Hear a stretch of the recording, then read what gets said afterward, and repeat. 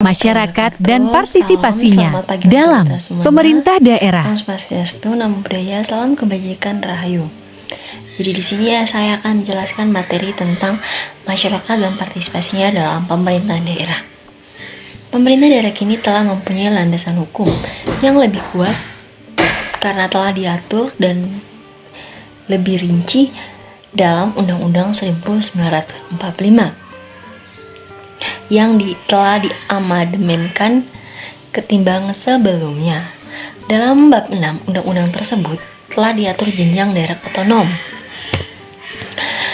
asas pemerintah daerah dan cara pengisiannya, prinsip otonomi, pengakuan atas tradisi dan kekhususan serta keberagaman daerah.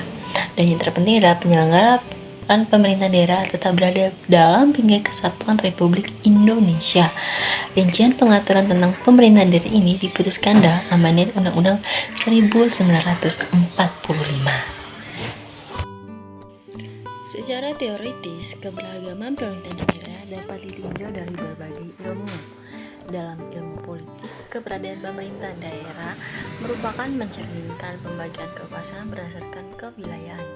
Dalam ilmu ekonomi, keberadaan pemerintah daerah mencerminkan adanya upaya meningkatkan kesejahteraan individu melalui pemberian kesempatan pilihan publik karena bertambahnya permintaan dan penawaran publik goods. Dalam ilmu administrasi, adanya pemerintah daerah mencerminkan adanya upaya untuk mencapai tujuan organisasi melalui pembagian kerja berdasarkan area atau lokasi karena bisa menyerap aspirasi dan kebutuhan yang beragam di setiap lokasi berbeda. Dan Percy Smith menawarkan dua pendekatan untuk mendefinisikan masyarakat. Pendekatan pertama merumuskan masyarakat dari pola kehidupan dan pekerjaan orang-orang. Pendekatan ini menyeratkan adanya perbedaan antara masyarakat perkotaan atau pedesaan atau ketersalinggantungan ekonomi antara kota dan desa. Dengan demikian, masyarakat lebih diartikan sebagai sekelompok orang yang memiliki kesamaan. Ia berarti menunjuk pada penduduk dalam wilayah geografis tertentu dan diasumsikan mereka tinggal dalam batas-batas teritorial pemerintah daerah tertentu. Yang kedua, pendekatan kedua memusatkan perhatian pada cara orang mengidentifikasi dirinya dan cara mereka merasakan loyalitas tertentu. Pendekatan ini seringkali sebagai affective community. Masyarakat tidak dihubungkan dengan wilayah, tetapi lebih dihubungkan dengan konteks tertentu yang mempengaruhi identitas dan loyalitasnya.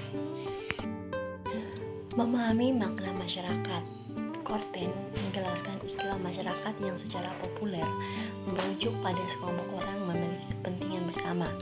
Namun kemudian ia justru lebih memilih pengertian yang berasal dari dunia ekologi dengan menerjemahkan masyarakat sebagai an interacting population of organisms atau individual living in a common location. Pengertian terakhir yang diacu oleh Korten tersebut oleh menyentuh aspek spasial dalam kehidupan sekelompok orang. Pendapat ini diperjelas oleh Midgley yang mengungkapkan bahwa konsep masyarakat jarang sekali didefinisikan dalam literatur meski ini menjadi isu sentral. Pihak yang berwenang pun seringkali tidak memberikan batasan secara formal meski menggunakan istilah masyarakat untuk merujuk pada socio-spatial intelligence. Dengan mengacu pada apa yang diungkapkan oleh PBB, Midgley kemudian mengungkapkan bahwa penekanan pada aspek lokalisasi tetap juga membingungkan karena masyarakat secara bersamaan bisa mengaku pada ketegangan desa, kecamatan, kota, bahkan kota besar.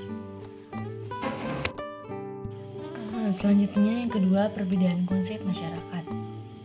Jadi di sini menghadapi kenyataan ini, Geertz dan Percy Smith mengakui bahwa masyarakat tetap menjadi istilah yang elastis dan tak pasti.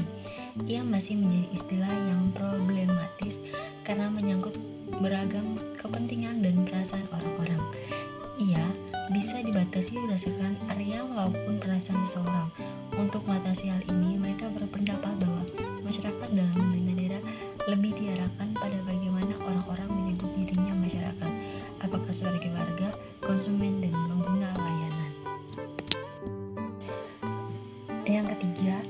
tentang pengertian partisipasi. Dengan mengutip apa yang diungkapkan The Oxford English Dictionary, Rahnema memulai pembahasannya mengenai partisipasi sebagai the action or fact of partaking, having, or forming a part of. Dalam pengertian ini, partisipasi bisa bersifat transitif atau intransitif, bisa pula bermoral dan tak bermoral. Kandungan pengertian tersebut juga bisa bersifat dipaksa atau bebas, dari bisa pula bersifat manipulatif maupun spontan. Selanjutnya yang keempat, derajat partisipasi masyarakat. Pemahaman atas derajat partisipasi masyarakat dalam pemerintahan daerah terdapat lepas dari 8 tingkat partisipasi yang diajukan oleh Einstein sebagaimana dijelaskan oleh Burnside. Pada tangga terbawah terdapat 2 tingkatan yang digolongkan sebagai bukan partisipasi, yang manipulasi dan terapi. Tangga ini bertujuan untuk mendorong rakyat untuk berpartisipasi dalam perencanaan atau penyelenggara program, melainkan untuk memungkinkan pemegangan kekuasaan dalam mendidik dan atau mengobati rakyat. Tangga kedua terdiri dari 3 tingkatan yang melibatkan 2 dialog dengan publik. Warga dalam derajat yang berbeda memiliki hak untuk didengar meski tidak terlibat langsung dalam pengambilan keputusan. Tangga yang tertinggi terdiri dari 3 tingkatan yang memberi warga derajat yang lebih baik dalam pengambilan keputusan. Jadi di sini kesimpulannya, mengkaji tentang pemerintahan daerah seyogianya dimulai dari pemahaman istimewa atas aspek esensialnya, yakni partisipasi masyarakat. Jika seorang hendak menekuni partisipasi masyarakat, maka terdapat 3 aspek penting yang perlu diketahui sebagaimana telah dijelaskan dalam tulisan di atas. Pertama, pemahaman atas makna masyarakat dan posisinya dalam pemerintahan daerah.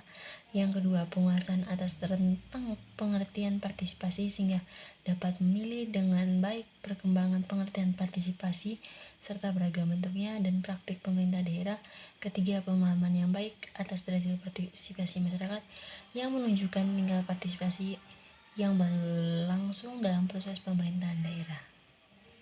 Terima kasih telah menyimak videonya sampai akhir guys. Semoga bermanfaat. Jangan lupa share, komen, subscribe. Thank you.